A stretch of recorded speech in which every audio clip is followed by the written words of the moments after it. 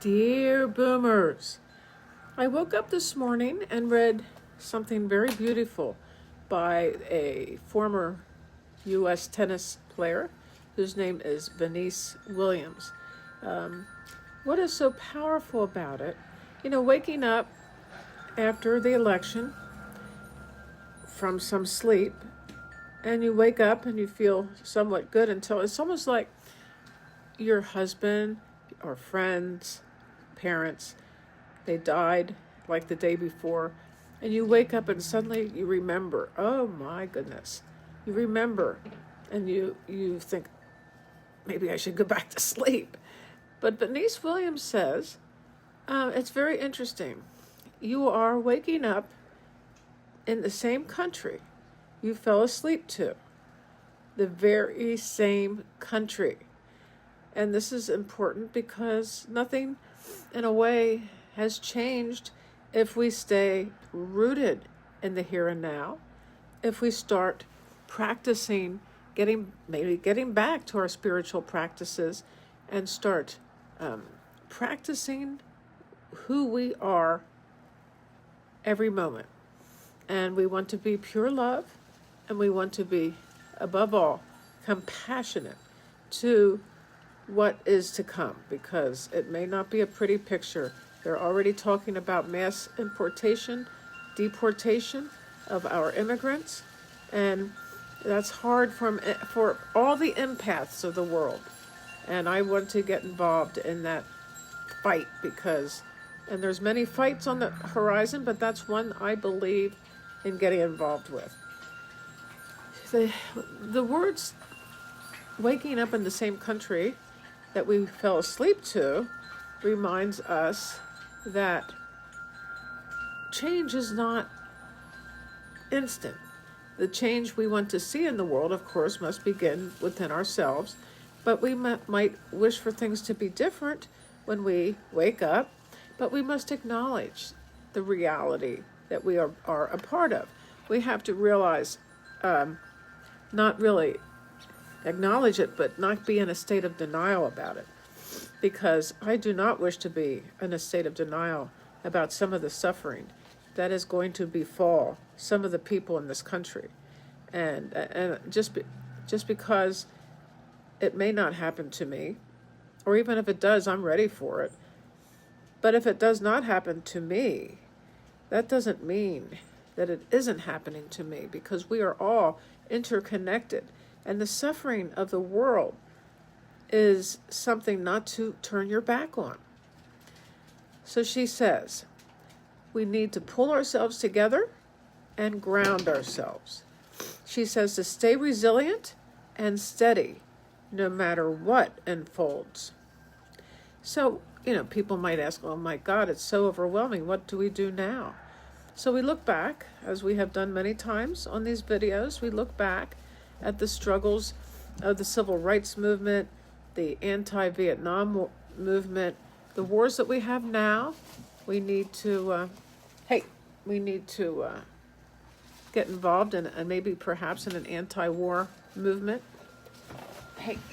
No. And so that's little Maso testing me now that I'm doing a video. So these struggles give us resilience as a people. And the struggles that are inherent in our culture give us resilience as we go across the generations, and they make history. And we can't just sit around and point fingers at whomever, at the administration that is going to be taking place, and who say things like women's rights are our rights. Your body is my body, is what the Nazi people are saying. And I mean, this guy who is a Nazi said it. But we have to overcome and look beyond. We have to rise above and have some divine nonchalance, as Jane Roberts of the Seth material used to say. So we have to continue doing the good work. We have to be reminded to live with purpose and courage and optimism. And we have to persist in creating a just world. step by step, breath by breath. We have to build bridges and not walls. We have to visualize people from all kinds of diverse backgrounds working together, reaching across divides, engaging in dialogue, understanding the other point of view. And maybe this is a good time to take a course in nonviolent communication, because I think we've all been triggered lately, and it's very, very difficult to calm down.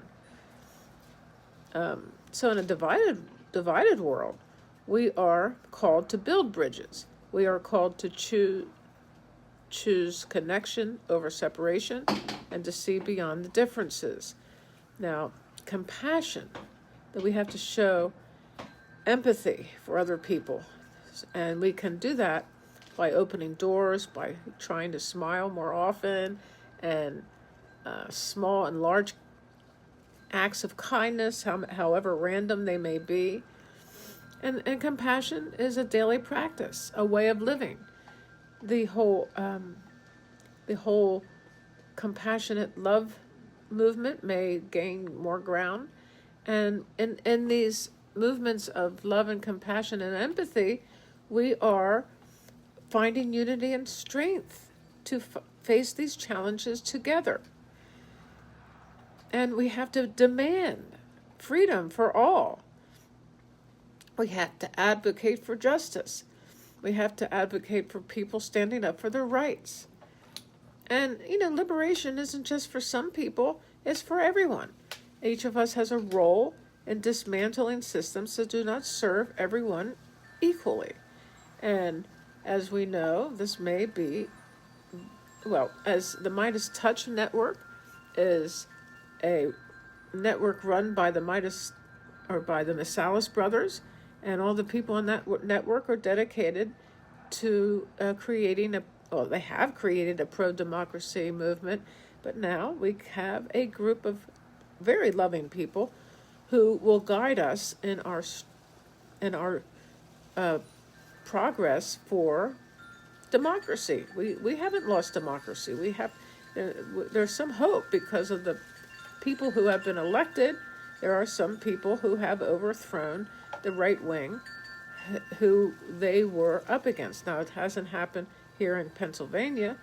McCormick won, just was announced today or yesterday. But liberation isn't just for some, it's for everyone. And we have a role, and we have to choose what it is we want to put our energy into for the equality of all people. And we have to nourish joy, because to go out there with a scowl on our face and go after people is just like what they do. We don't want to become what we wish to destroy. We all have a role, and we all have a role to serve everyone equally. We have to realize that children and animals and joy, when we hang out with the animals and we hang out with the children, it gives us joy, and we need to find joy and thrive on that joy. And the joy that we found in Kamala's campaign, this is the joy that we need to carry forth through unity and strength to face these challenges. So let's be a vessel for joy. Let us hang out with the children. Let's hang out with the animals as we heal and as we grieve. We have to continue exactly where we are, and we have to do what we have to do in our daily lives, and that might help us. Don't stop doing what you've been doing, or do some fun stuff that will give you the energy to keep doing what you need to do. And create a situation where you have meaningful conversations with people and do meaningful acts in everyday settings. And you don't even have to, do a heroic thing to make a difference. Start exactly where you are in your community and in your daily life. So if not now, when? This is the time to be who you are. get involved in some partnerships. What is it that you've been doing, and what is it that you've been waiting for? Don't wait. Do this stuff for God. Do this stuff in the name of the Creator, whom you consider to be your Creator in the divine. And our Creator expects nothing less from all of us. We are called to live fully, to bring our best into the world every day. And as a matter of fact, this is what this channel is going to continue to do. I was thinking of how I'm going to go ahead with this channel, but I believe giving not airy-fairy messages of hope, but hope rooted in good work and good action that is for the good of all humanity, and the good for myself. Doing good helps me as much as it helps you. There's going to be a video that shows up here. Take a look, and I will see you tomorrow.